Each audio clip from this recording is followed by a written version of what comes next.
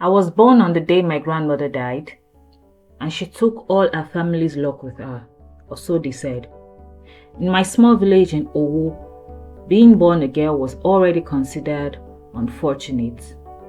But being born on the day the family matriarch passed, that made me something much worse in their eyes. I became the child who brought death instead of life. My name is Adoni, and for the first 18 years of my life, I believed I was the burden. The morning I was born, my grandmother, Mama Aino, drew her last breath. She was the one who decided which grandchildren got to go to school, who got new clothes for festivals, who got a special blessing.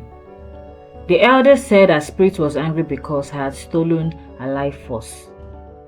That child carries death in her hands, my grand-aunt would whisper whenever she thought I couldn't hear. See how she came into this world, taking life instead of celebrating it. I was 5 when I first understood what they meant. My cousin Tolu, who was born the same year, was learning to write his name. I asked my mother why I wasn't learning too. She sighed, the way she always did when I asked about school. Aduni, why waste money on books for a girl? Especially, she never finished that sentence. She didn't need to. I knew what especially meant. Especially me, the cursed one. You know what happens when you're told you're unlucky? You start looking for proof everywhere. And life being life, gives you plenty of material to work with.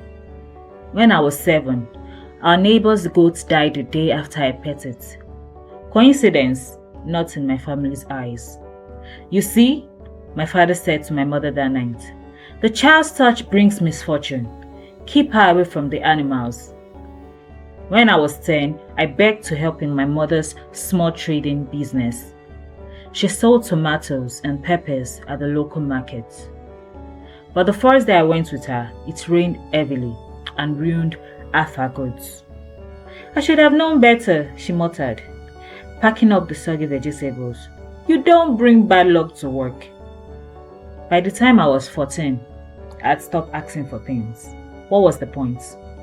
I had learned to make myself small, invisible. I would sit in the corner during family meetings, watching as they discussed my brother's future. Which secondary school, which trade to learn, which family friend might help them. For me, the conversations were different. Maybe the Okafo family would take her as a house help. They would say, at least she can earn something and not be a burden. Here's what no one tells you about being labored cursed. It becomes your inner voice. Every time something went wrong, I would think, of course, it's because of me. When my brother failed his exams, I wondered if it was because I wished him luck. When my father lost his job, I remembered that I had hugged him goodbye that morning. When my mother fell ill, I was convinced it was because I had been born. I started walking differently, head down, shoulders curved inward, as if I could physically make myself smaller and less cursed. I stopped laughing loudly. I stopped asking questions.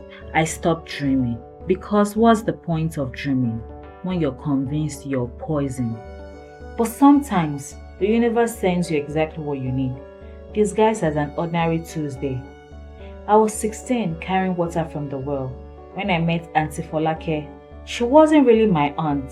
We just called all older women auntie out of respect. She was a teacher who had returned to her village after working in the city for 20 years. I was walking with my head down as usual when I bumped into her. The water splashed all over her beautiful wrapper. Oh no, I'm sorry, I gasped, immediately preparing for a familiar lecture about my bad luck. But instead she laughed, actually laughed. Child, it's just water. And look, now I have a reason to change into my even more beautiful wrapper. She winked at me. What's your name? Adoni, I mumbled. Adoni, she repeated, testing the name. That's a beautiful name. It means sweet to have. Do you know what that means? I shook my head. It means you are a gift to have around. Your parents named you that because they knew you would bring sweetness to their lives. I almost laughed, if only she knew about the course. Auntie Folake had this habit of appearing whenever I was doing chores. She would sit under the mango tree and tell me stories about her life in the city, about women she knew who had started their own businesses, about girls who had become doctors and lawyers and engineers. But Auntie, I said one day, those women were probably born lucky, not like me. She looked at me with the strangest expression. Not like you? How? And that's when I told her everything. About my grandmother's death, about being born cursed, about all the bad things that happened whenever I was around. She listened without interrupting, nodding thoughtfully. When I finished, she was quiet for a long time. Adoni, she said finally, let me tell you something. I was also born on the day someone died, my grandfather. And for years my family treated me the same way yours treats you. My heart stopped. But you're successful. You're a teacher. You live in the city. Yes, she smiled. Because one day I realized something important. I realized that every human being is born on a day when someone, somewhere dies. And every human being is born on a day when someone, somewhere is born. Life and death dance together every single day. But the goat I started. The goat was old, child, and that rain that spoiled your mother's tomatoes. It also watered the crops that fed your family for months. But we only remember the parts that fits our story. That conversation planted a seed that would change everything. Auntie Folake started giving me small tasks, helping her organize her teaching materials, reading to the younger children, and writing letters for villagers who couldn't write. And something incredible happened. The children I read to started performing better in school. The letters I wrote helped people reconnect with family members. The teaching materials I organized helped Auntie Folake run more effective classes. See, she will say, your hands don't bring death, they bring life in different forms. But the real breakthrough came when I was 17. There was a terrible drought and our crops were failing.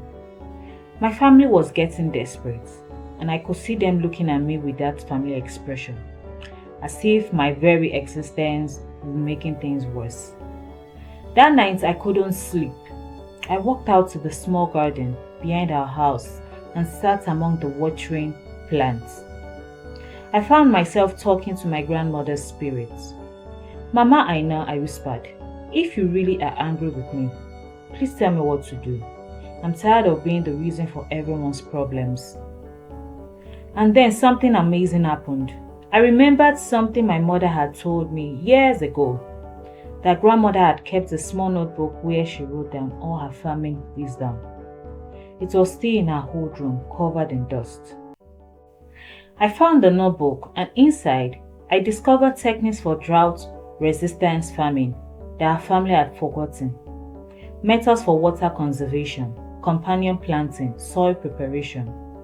I spent the next week implementing our techniques in our small garden. And slowly, impossibly, our plants started thriving while our neighbors' crops continued to fail. Word spread quickly. Families started coming to ask for advice. I shared everything from grandmother's notebook, teaching them the techniques she had written down. That season, our village had the best harvest in years. And suddenly, people started looking at me differently. Maybe she brought grandmother's spirit back to help us, they whispered. Maybe she was meant to carry grandmother's wisdom forward. But I knew better now. I hadn't suddenly become lucky. I simply started looking for solutions instead of looking for proof of problems. Auntie Folake smiled when I told her this. Now you understand, she said. You were never cursed, Adoni. You were just carrying other people's fears and calling them your own. I'm 25 now. I run a small agricultural consulting business, helping farmers across 3 villages improve their yields. I teach literacy classes for women who never got the chance to learn to read. I'm saving money to study agricultural science at the university. My family doesn't call me cursed anymore. They call me their miracle child. But I know better than to trade one limiting story for another. I am not cursed. I am not miraculous. I am simply human, born with the same potential for both creation and destruction that exists in every person. The difference is, I now choose which story to water with my attention. My grandmother didn't die because I was born. She died because she was 93 years old and had lived a full life. The goat didn't die because I pet it. The rain didn't come because I was unlucky. But I spent years connecting dots that weren't connected, building a story that made me smaller and smaller until I almost disappeared. The real cause, believing that I was powerless to change my story. The real magic, realizing that I was the author all along. Thanks for watching. If you enjoyed this story, subscribe for more.